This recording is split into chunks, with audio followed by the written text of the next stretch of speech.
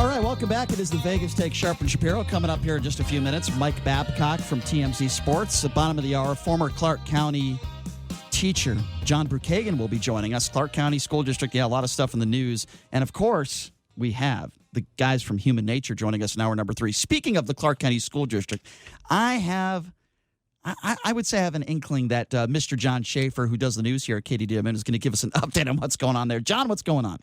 Well, let me tell you, Brian, the Clark County School Board of Trustees abruptly ended their meeting last night after hearing from only a few teachers and community members that had signed up to make public comments.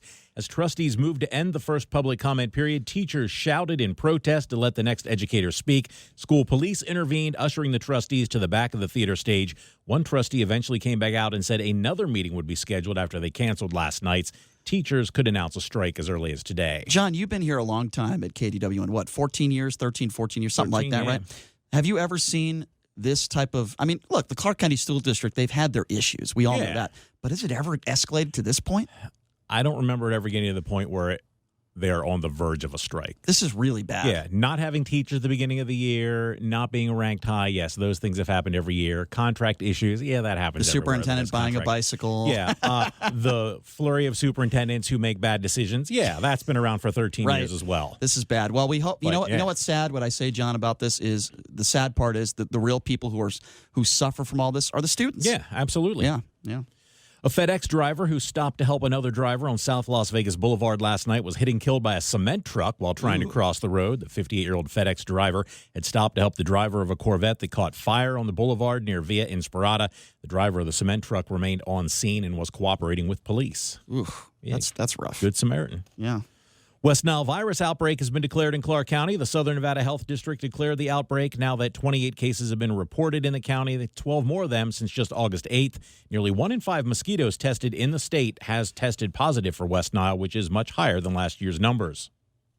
I got nothing on West Nile. No, Stay away from mosquitoes. JD, do you have anything on West Nile? It's a pretty big deal. And those number 1 in 5, really. Yeah. That's 20% of mosquitoes. Like John, I grew up myself back east, and mosquitoes were a serious issue in the summertime. I got bit everywhere because I used to play golf all the time. I'm very happy that we don't really have that problem here. I am as well. Yeah. I'm with you. We've got grasshoppers, though. Yeah, they kind of cleared out. But not enough. We need more grasshoppers. No. Definitely not. A nation already polarized finds itself divided once again, this time politics not at the heart of it. The blame lies squarely on fried chicken. People are choosing sides over chicken thanks to Popeye's release of its crispy chicken sandwich last week and the social media debate that has followed. With just one addition to a fast food menu, the hierarchy of chicken sandwiches in America was rattled and the supremacy of Chick-fil-A and others was threatened. It's been a trending topic on social media. Fans have weighed in with YouTube commentaries and memes, and some have endured long lines just to taste the new sandwich. I've never stepped foot in that store before. Have you, JD? In Popeyes? Yeah. Yeah, I've been there a couple of times. I haven't tried the new sandwich, obviously, but I doubt it's going to take down Chick-fil-A, at least not in my eyes. I like KFC. John, what you got going on this weekend, man? Anything fun? Yeah, I have friends in town from Nashville. So that's cool. Cool. Taking them down to the Strip? No, probably go downtown. I'm more of a Main Street. A lot of good people watching on Fremont Street, yes, I will say. Well, have a good weekend, my friend. You guys as well. We will catch you on Monday. Yes. All right, Mr. Schaefer. See doing the news for us. He does everything here at KDWN. Thanks, does John. a great job. So, JD, I didn't before we get to Mike Babcock, TMZ, I didn't get a chance to have you, or you didn't get a chance because I guess it's my fault. We were flooded with calls, but it is 1,000% Brian's fault. I wanted you to get a chance to respond to this Wayne Allen Root audio that we played. Go ahead. Well, a lot of it was just way over the top for me. You're right; it was kind of shock value, trying to move up the media ladder, if you will, on the right side of things. But when he said that, we really don't know how many Muslims in the United States are part of Al Qaeda. We really don't know that. That's a valid question. But one thing that he really said that I have a problem with is taking back America, giving it back to white America. And I'm just going to say that it not only is that in my opinion, a borderline racist thing to say, but it's completely ignorant. And here's why. Fertility rates alone the last 25 or 30 years indicate that white America is not going to be the majority in the next 10 to 15 years. Caucasian fertility rates are about 40 or 60% less than Mexican American, Latin American, Black American.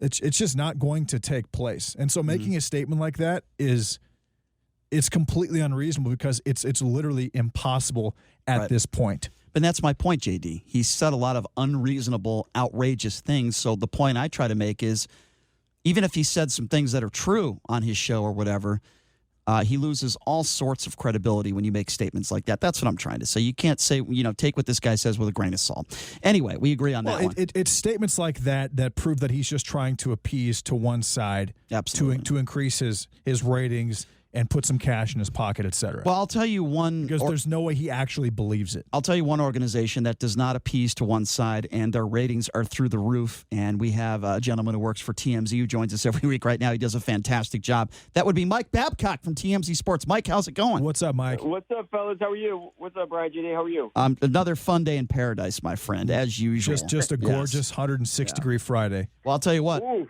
Yeah, it's hot out here. It's hot out here. It's not like California where you guys got it like made. 73 here. Well, you know what? I'd rather have 120 degrees and no traffic than for it to take me 3 hours to get to work every day. I would make that trade also any Yeah. day, every day of the week. Exactly. All right, so I want to start by talking about this story, which I think is cool and doesn't make sense at the same time. You guys just posted this. Rafael Nadal, who's been one of the best tennis players in the world over the course of the last 20-plus years, just announced that he's down for a tennis match with Naomi Osaka. Look, Naomi Osaka seems like a very nice woman. She's obviously one of the best female players in the world. But let's be honest here. If Rafael Nadal took this match seriously, Osaka wouldn't have a chance of taking a game.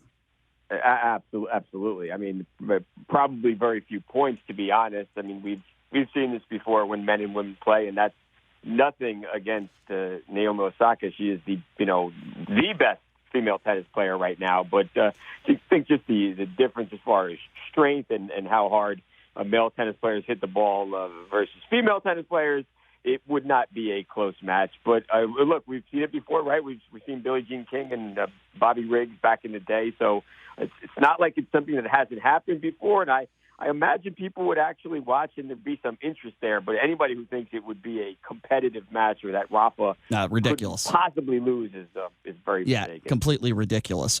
So the name PK Subban, obviously it's a big name, one of the best players in the NHL for quite some time. And his brother is actually a goaltender, backup goaltender here for the Vegas Golden Knights. So it's always cool when he comes to town and plays the Vegas Golden Knights. It's kind of cool to see both of those brothers here.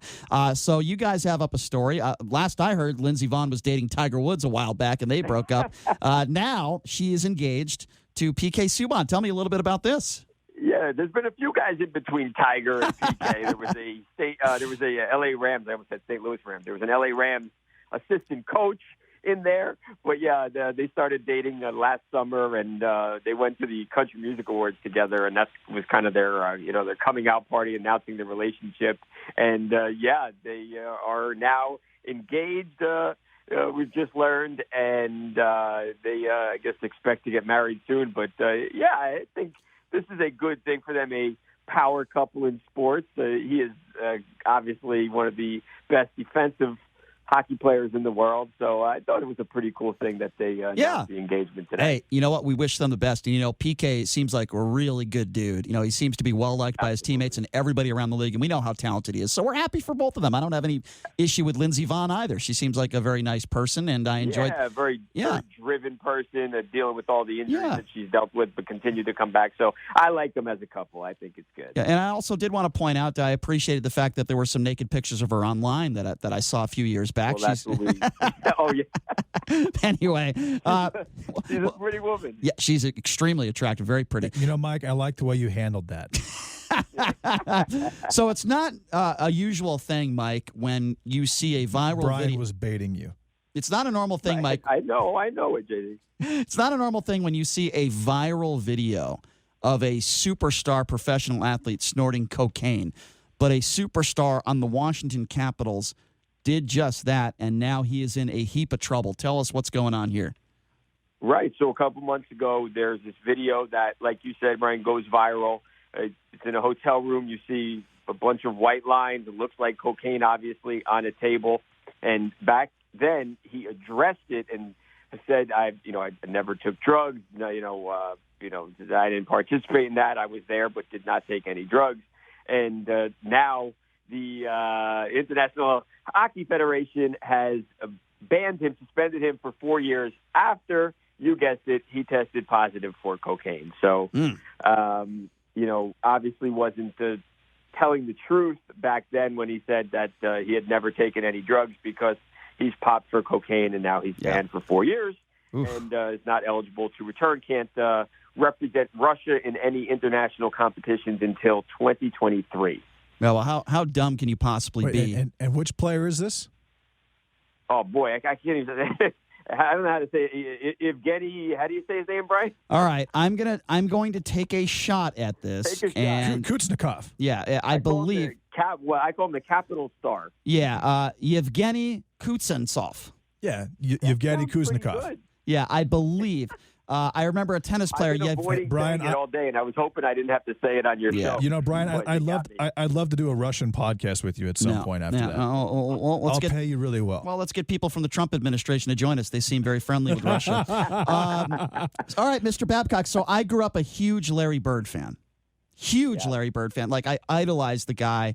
And it back in his playing days, right, it didn't take a lot to get him pissed off. If you said one word to him, he'd light you up for 45, right? That's Larry Bird. Absolutely. But these days, we don't hear a lot about Larry. It takes a lot to get him angry. He seems like a pretty laid-back dude in French Lick, Indiana. But this is a wild story, right? Somebody painted a mural of Larry Bird with a bunch of tattoos, and it got Larry.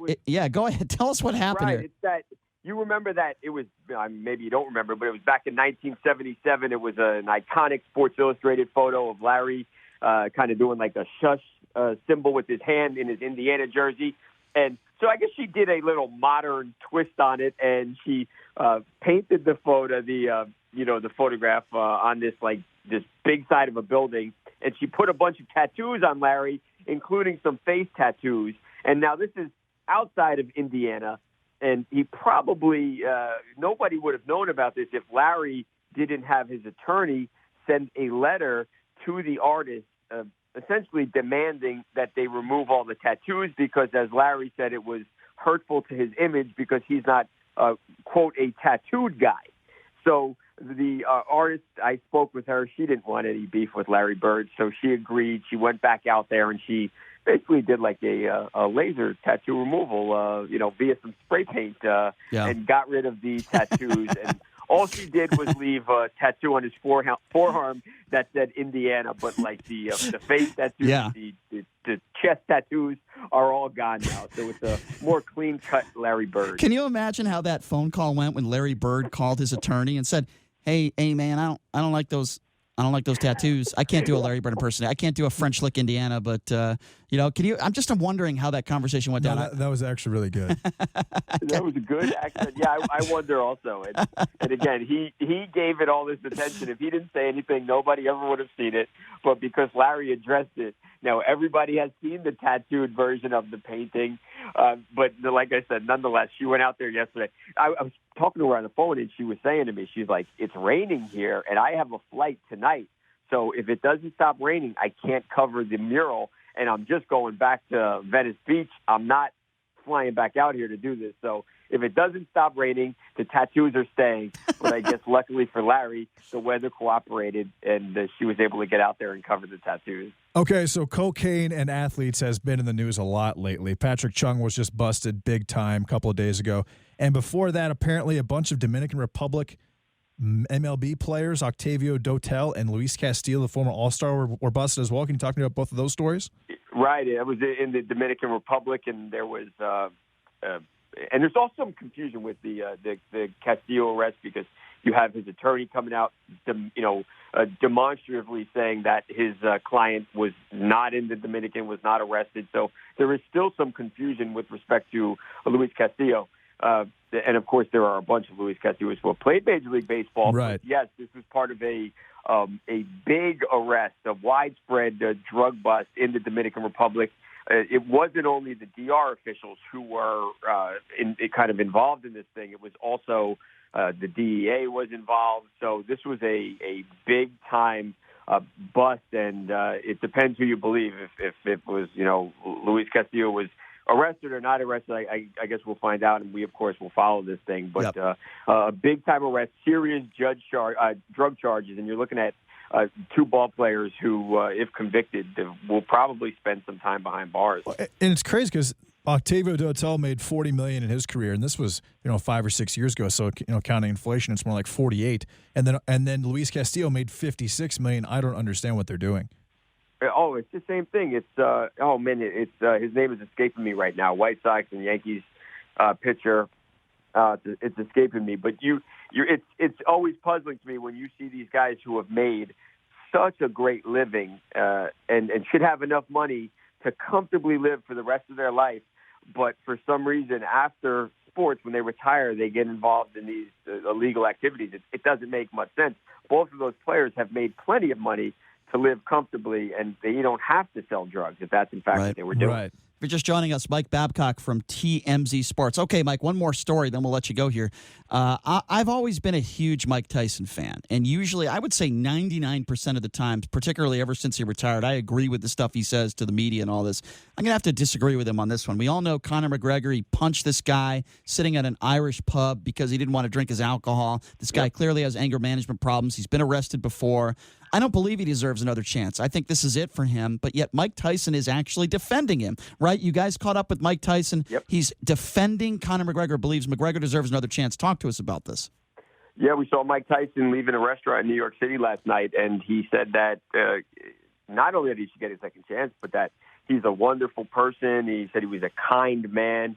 Said he'd get good karma for apologizing for punching the guy in the bar. So, look, I don't doubt that when Conor meets Mike Tyson that he's kind to him, but when you see, and we've seen plenty of times now, enough times to make a determination, I think that Conor, at least with regular people, is a jerk. We've seen it when he stomped on the fan's phone in Miami. We saw it when he punched the guy in the bar in Dublin. So maybe to Mike Tyson, he knows Conor as a nice, wonderful guy, but I don't think that's the impression that most people who are normal, your average Joes, when they encounter Conor McGregor, I don't think that's the experience that they have with them. Yeah. And that's what bothers me most is that, fine, Conor, you be nice to Mike Tyson. He's a legend, great. Yeah. But to get violent with regular people who maybe just want to take a picture with you or meet you because you're a superstar, that's what really bothers me. And to get violent and actually hurt other people who can't defend themselves against a trained fighter, that's what makes me mad. So I would disagree that Conor's a wonderful person. And in this case, this guy wasn't trying to take a picture with him. He just didn't want to drink his whiskey. He was just saying, "Hey, I don't like your product." And Conor McGregor, he took that as you don't like me. That's a personal insult. Yeah. Conor McGregor is clearly insane. Well, that's what I do with people. Absolutely. When people don't want to, when I don't want to take a picture with someone and they request a picture of me, I usually punch them in the face. So yeah, that's very normal, very normal behavior. All right, Mike. Before we let you go, so you're Mike Babcock. You do a great job at TMZ Sports. You're on TV all the time. You and Evan Rosenblum, both of you do a fantastic job. So tell me this. What is a typical weekend for Mike Babcock, for example, this weekend in L.A.? Do you go to some hot spots, some bars? Do you go to a nightclub? Do you go to some restaurant? Like, what do you do? Are you hanging out with Angelina Jolie? I'll go to I go to restaurants now, Brian. I'm getting a little old. And I also have a girlfriend, which is probably the. I'm sorry to hear that.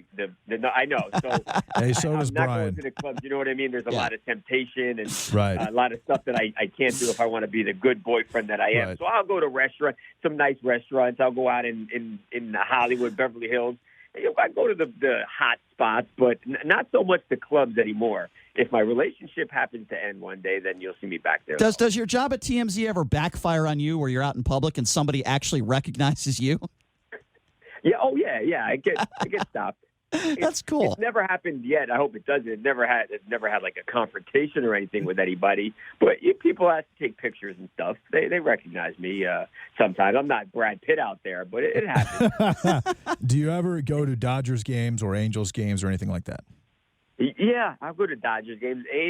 Like we talked about at the beginning, this traffic is terrible. So, it take me an hour and a half or so, almost 2 hours to get to an Angels game. And it's not that far away. That's just how bad the traffic is. But I want to get out to Dodger Stadium this weekend because the Yankees are in town, and I'm an East Coast guy. I'm a Yankee guy, so I'd like to see the Yankees play. So I'm going to try to get out there tomorrow. Yeah, that'll be awesome. Well, we're going to let you get the hell off the phone with us and start to enjoy your weekend, my friend. Mike, thank you so much for joining us. We'll catch you next week, okay? Thanks, guys. We'll talk then. All right, thanks there you go. Mikey. Okay. Bye. The man, the myth, the legend, Mike Babcock from TMZ Sports joining us. All right, we're going to take a quick break. We'll be back right after this. You are listening to the Vegas Take right here on the all-new 101.5 FM, 720 AM KDWN.